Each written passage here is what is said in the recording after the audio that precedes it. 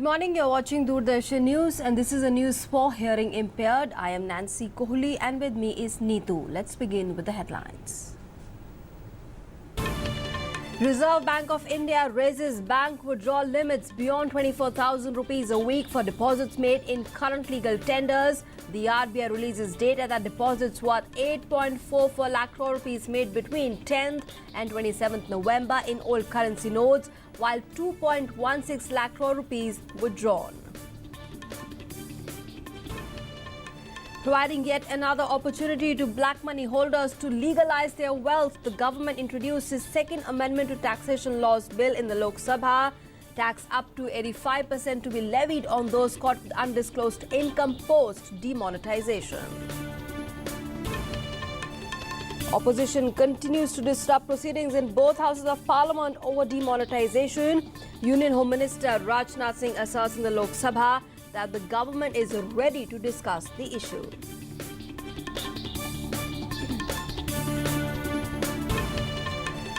Army says Pakistan had a direct role in the mutilation of an Indian soldier's body along the line of control in Machal sector of Kupwara district on 22nd November. Says eatables and other items recovered from the area show the marking of Pakistan Defence Force.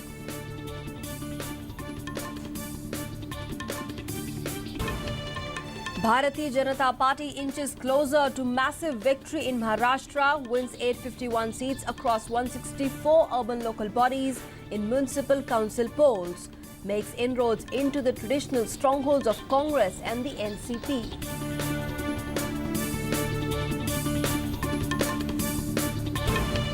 In the United States, Ohio State University attacker identified as Abdul Razak Ali Artan, assailant, a student at the university, shot dead after he injured 11 people on the university campus.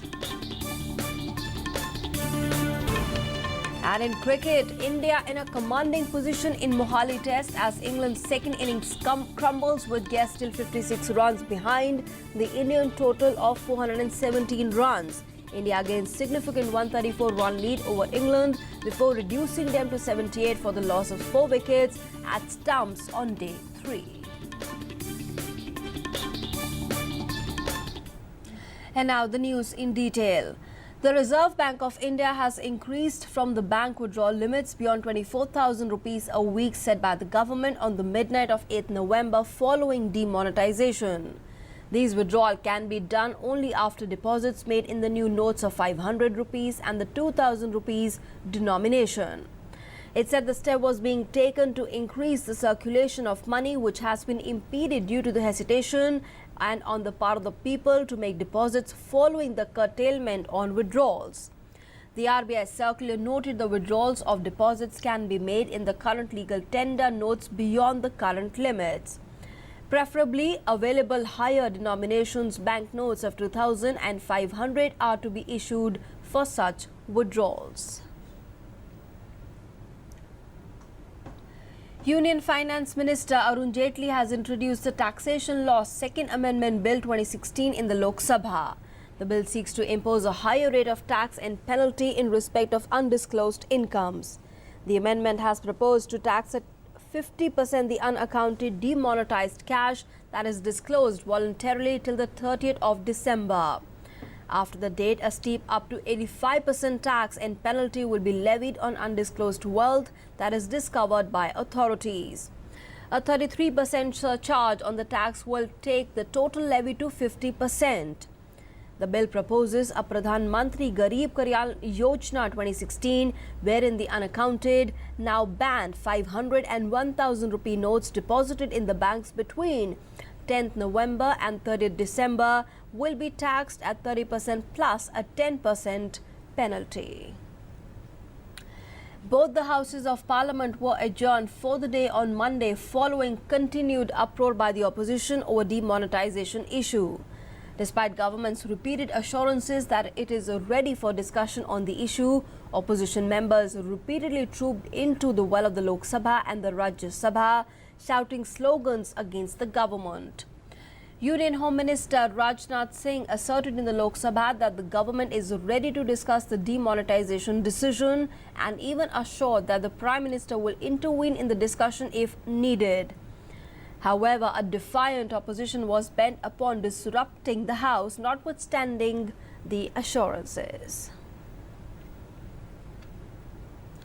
A section of the opposition had called a nationwide strike on Monday against the government's demonetization decision and its implementation, but response to the call has been tepid in most parts of the country. There was marginal impact in Kerala, but it was business as usual in Delhi, Mumbai, Himachal Pradesh, Madhya Pradesh, Karnataka, West Bengal and other states as well. Shops, educational institutions, business establishments and the industry were open. In Bihar, there was a little impact of the Bandh. The JDU did not participate in either the Bandh or the protest. The opposition was a divided house, with some observing Akrosh Divas and others calling a Bandh. The army has said Pakistan had a direct role in the mutilation of a soldier's body along the line of control in the Machil sector of Kupwara district on 22nd November. In a statement, an army officer said the search leads to recoveries that indicate Pakistan's complicity. 3 soldiers were killed and the body of one of them was mutilated when infiltrators had ambushed an army patrol in the Machil sector. The eatables and other items recovered from the area show the marking of the Pakistan Defence Force.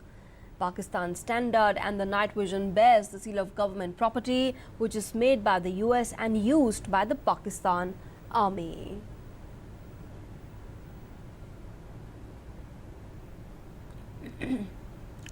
In a joint operation with the police of 2 states, the National Investigation Agency has arrested 3 persons suspected to be part of a group sympathizing with Al-Qaeda in Madurai. The 3 were believed to be involved in 5 blast cases in the court premises of Kerala, Andhra Pradesh and Karnataka since April. Sweeping down on various locations, the NIA, with the help of Tamil Nadu and the Telangana police, apprehended 4 youth for their involvement in the blast at the court complexes. During sustained examination, 3 of the 4 reportedly confessed about their involvement in these blasts. The 3 have been placed under arrest while the 4th was still being questioned. The 3 arrested persons will be produced before the local courts in Chennai and Madurai for seeking transit remand for taking them to NIA Special Court in Bengaluru. The Home Ministry has given sanction to the NIA to file a charge sheet against Jaish-e-Mohammed chief Maulana Masood Azhar and 3 others in the Pathankot terror attack carried out on the 2nd of January. After receiving sanction under Unlawful Activities Prevention Act, the NIA will name Azhar, his brother Rauf Asghar and handlers of 4 terrorists, Kashif Jan and Shahid Latif, in the charge sheet to be filed soon. The fresh charge sheet will help India in building pressure on the international community to declare Azhar and his organization a global terror group under the United Nations anti-terror laws. The previous attempts were spurned after China exercised its veto power. The Punjab Director General of Police has said that Khalistani terrorist Harminder Singh Mintu was in touch with the terror groups in Pakistan.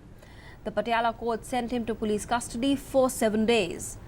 Within 24 hours of escaping from the Nabha jail in Punjab along with 5 other inmates, Khalistan Liberation Front Chief Harminder Singh Mintu was snapped from Nizamuddin railway station in the national capital. Punjab police alerted neighbouring states. Following intensive checking and tracking, he was arrested from the railway station. Mintu tried to dodge the police by changing his appearance and trimming his beard. He was planning to reach Mumbai from Delhi and then flee to Goa. A pistol and cartridges have also been recovered from him. High alert continues in Punjab, Haryana and Delhi as about 12 armed dreaded fugitives are still at large. The ruling Bharati Janata Party has emerged as a major gainer in the first phase of the municipal council polls in Maharashtra, winning 851 seats across 164 urban local bodies, making inroads into the traditional strongholds of the Congress and the NCP. Elections were held for 3,705 seats spread over the 147 municipal councils and 17 Nagar Panchayats. Of the 147 municipal councils, the municipal chiefs were elected directly.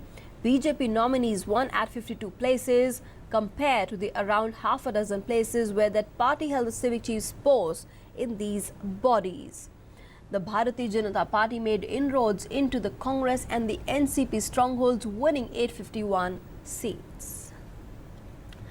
Prime Minister Narendra Modi, in a tweet, thanked the people of Maharashtra for trusting the Bharati Janata Party in the local body polls.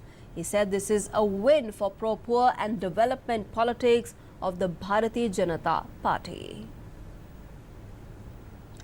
A man drove a sports utility vehicle into a crowd of pedestrians at Ohio State University, then jumped out and stabbed several people with a butcher knife, injuring at least 11 before a police officer shot and killed the attacker on Monday. The 11 injured were being treated at the hospital. The assailant has been identified as Abdul Razak Ali Artan, a student at the university. Reports suggest that the attacker in the Columbus campus was a Somali refugee and was 20 years old. The attack at the Columbus campus drew a massive response of heavily armed police. A campus police officer who arrived at the scene shot and killed the suspect less than a minute after the attack began. Homeland Security Advisor Lisa Monaco has briefed US President Barack Obama about the incident. The FBI agents in Columbus were also helping with the investigations. The Syrian army and its allies announced the capture of a large swath of eastern Aleppo from rebels on Monday in an accelerating attack that threatens to crush the opposition in its most important urban stronghold. The insurgents, facing fierce bombardment and ground attacks, had withdrawn from the northern part of eastern Aleppo to a more defensible front line along a big highway after losses that threatened to split their enclave. Thousands of residents were reported to have fled. And sports news now. India capped off yet another day of domination, which saw their batsmen and bowlers put up a performance strong enough to push England to a point of no return. India ended their first innings of 417 with 5 batsmen getting past the 50-run mark.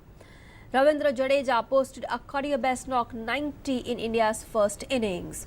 He was well supported by off-spinner Jayant Yadav, who too showed his batting prowess, walking in at number 9, making 55 runs.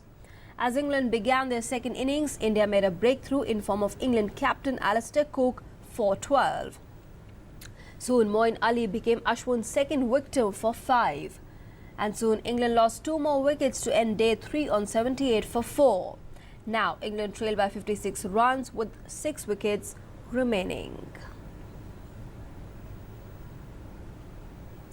And with that, it's a wrap on this edition of the news. Thanks for being with us.